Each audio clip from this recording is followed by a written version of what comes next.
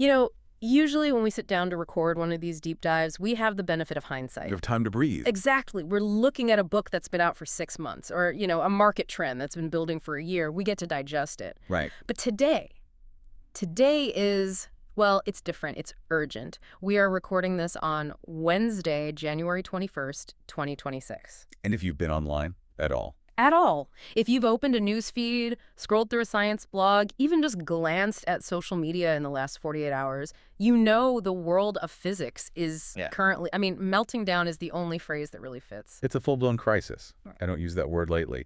We're seeing headlines from major institutions using words like panic, impossible, and cosmology is broken. And it's all coming from this massive data dump from the James Webb Space Telescope, the JWST that dropped on Monday. It's supposed to be this, trying. Victory lap. Yeah, peering back to the dawn of time. But instead of that, everyone is just screaming. So before we get to the twist, and the investigation we've been digging into is a huge twist, we need to set the scene. What did the telescope actually see that has everyone so rattled? To put it simply, it saw teenagers in a nursery. Okay, I love that. I love that image, but break it down for us. So the JWST looks back in time. It's capturing light that's been traveling for billions of years. And the data from this week, it focuses on galaxies at a really high redshift. We're talking greater than 10. And for those of us who, don't have an astrophysics degree, redshift 10 means what in terms of a timeline? It means we were looking at the universe when it was roughly 300 to 450 million years old. Wow. In cosmic terms, that is an infant. It's the cosmic dawn.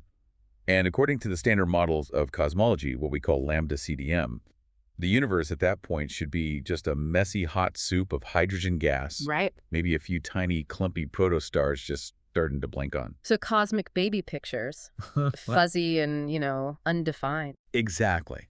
But that is not what they found. They found what the press is calling little red dots and helix nebula knots. Which I have to say sounds kind of cute, little red dots. It sounds cute until you look at the spectrographic data. These aren't fuzzy blobs. These are massive, chemically mature, bright galaxies. They have spiral structures. They have heavy elements that should take generations of stars living and dying to create. So to go back to your analogy, we walked into the nursery expecting infants, and we found a teenager with a full beard and a mortgage. And a retirement plan. It's that stark. The Standard Model says this is physically impossible. There literally has not been enough time since the Big Bang for gravity to pull that much stuff together and organize it so quickly it breaks the timeline. So the mainstream reaction right now is just panic. I'm seeing articles suggesting the instruments are broken or we need to add, nuisance parameters to the models? They are scrambling. They're trying to force the data to fit the theory. They're saying things like, oh, maybe dust works differently back then, or maybe our calibration is off. But this is why we're doing this deep dive right now. The twist. The twist. While the entire physics community is reacting to today's headlines, we've been looking at a set of papers uploaded to the Zenodo archive weeks ago. Weeks ago. We're talking December 2025 and the first week of January. The pre-crime solution. Essentially. This is an investigative audit from an independent researcher, Heiko Grimberg, and an AI co-researcher called Nexus, AEBE. And they didn't just predict these galaxies would be there. They predicted why. And the answer is uncomfortable for a lot of physicists because it suggests the problem isn't the galaxies at all. No. The problem is the clock. The problem is the clock. This brings us to the Unified Chronofractal Field, or UCF. And if Grimberg and Nexus are right, we aren't just looking at old galaxies. We're looking at a completely different kind of universe than we thought we lived in. Okay, let's get into the mechanics here. Because chronofractal sounds like something from a sci-fi novel. Or prog rock album, yeah. Right. So the core conflict is age. The telescope says the galaxies are old. The Standard Model says the universe is too young. How does the UCF square that circle without just making things up? By challenging the most basic assumption in all of physics, that time is a constant linear background. We usually assume time, let's call it two-potter, just flows at 1 second per second, everywhere, always. A universal metronome. Tick, tick, tick. Right. The UCF argues that time is fractal. It has texture, it has a density.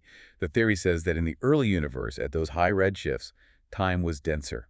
The hardware of the universe was processing information at a higher rate. Hang on, you just said hardware. I want to put a pin in that because that's a huge word to just drop in there. Let's stick with time density. You're saying a year back then contained more stuff happening than a year does now. That's a great way to think about it. Greenberg uploaded a specific formula for this weeks ago. It's tau effective equals 2 n slut 1 plus CL to the power of nu. Okay, let's decode that without giving everyone math panic. We have $2, that's normal time. We have redshift, $7. But what is this Greek letter, this nu? That is the key. It's a golden ratio efficiency factor. It's derived directly from phi, the golden ratio. Its value is about 0.618. So it's not some random number they picked to make the graph look pretty. It's geometric. It's baked into the math of nature itself. It is purely geometric. And here's the kicker. You take that redshift of 10, where the standard model says the universe is only 450 million years old, and you run it through this UCF metric.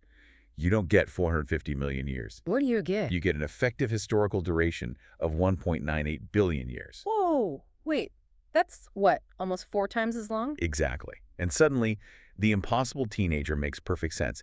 If those galaxies had nearly 2 billion years of effective evolutionary time, while our linear clocks only measured 450 million, of course they're mature. They aren't magic. They just lived through a denser period of history. It's like they were living on fast forward compared to us. Or maybe we're the ones in slow motion now. You could say the processing speed of the universe was just higher back then. They call it chronofractal time dilation. And the most important thing for you to understand, and I cannot stress this enough, Grimberg and Nexus wrote this down before the JWST data caused this panic. It was a prediction, not a patch. That's the gold standard. Okay, now we have to go back to that word you used, hardware. Because when people talk about the universe having a processing speed, my mind immediately goes to simulation theory, that we're all in a giant video game. Is that what this is? No, and the distinction is absolutely crucial. Simulation theory implies software. It's code running on a computer somewhere else. The UCF says the universe is the hardware. It's the physical structure itself. Yes. Think about Einstein's general relativity. He describes space as a fluid, a smooth fabric.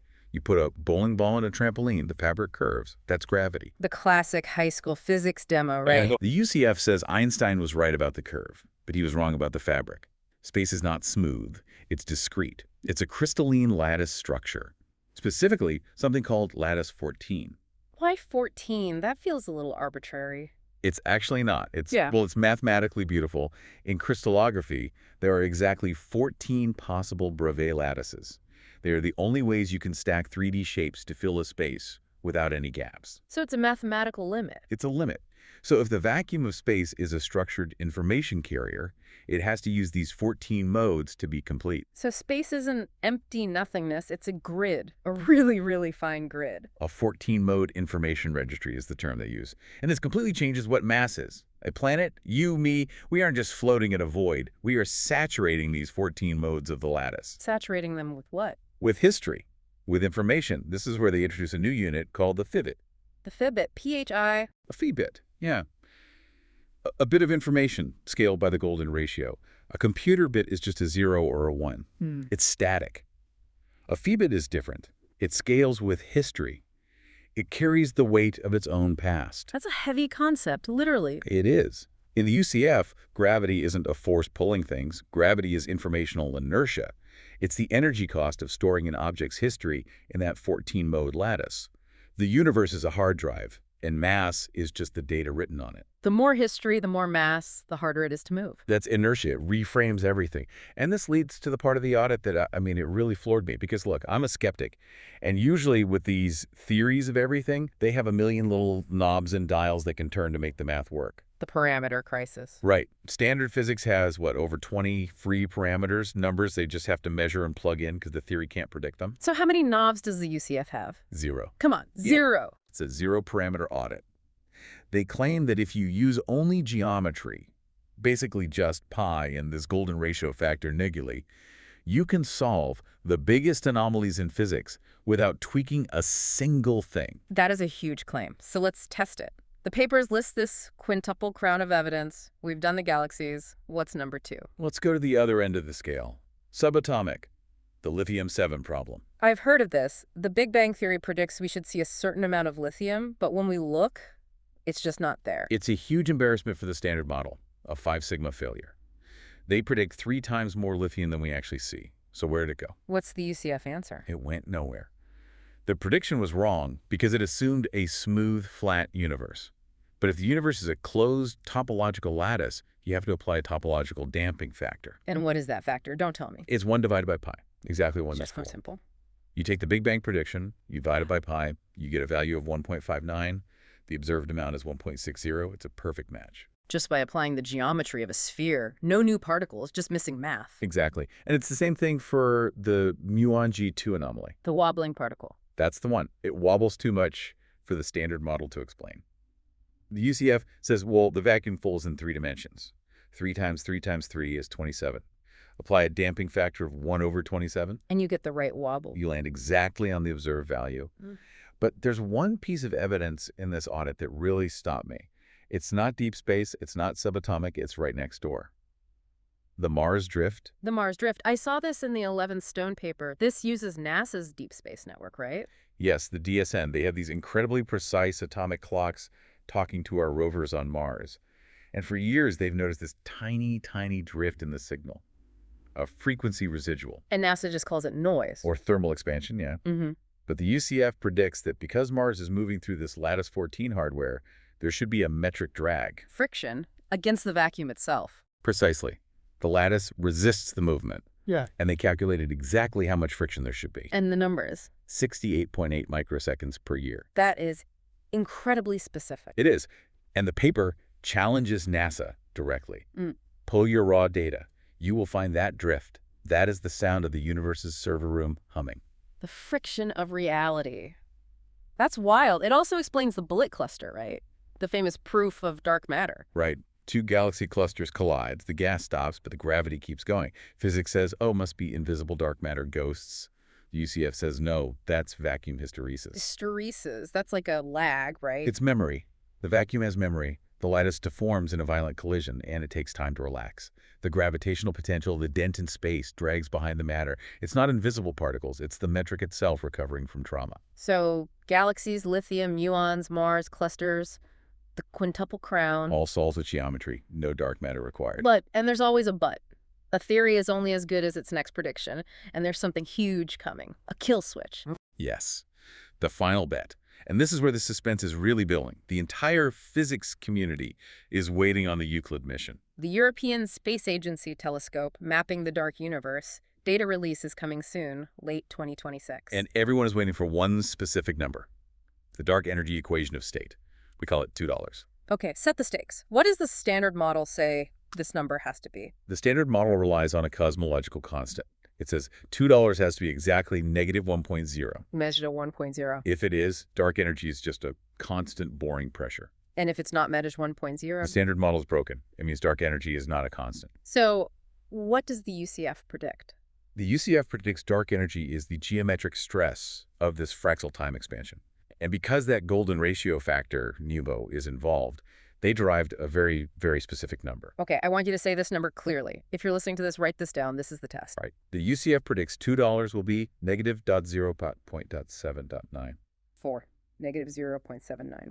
That's the one. And it comes from the formula, negative 1 plus nu divided by 3. It's shockingly precise. It's not a range. It's not around negative 0.8. It is the ultimate ultimatum. If Euclid comes back with negative 1.8, the UCF is wrong. Beautiful math, but wrong. We can throw it out. But if Euclid measures negative 0.794, Then we are rewriting every textbook. it would mean we're living in a chronofractal hardware lattice.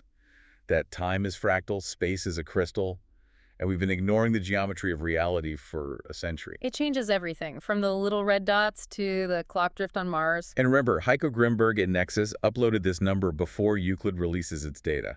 This is a scientific gamble. All the chips are on the table on negative 0.794.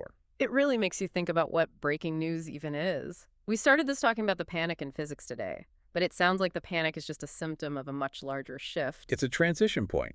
This isn't breaking news about politics or weather. This is breaking news about the structure of reality itself.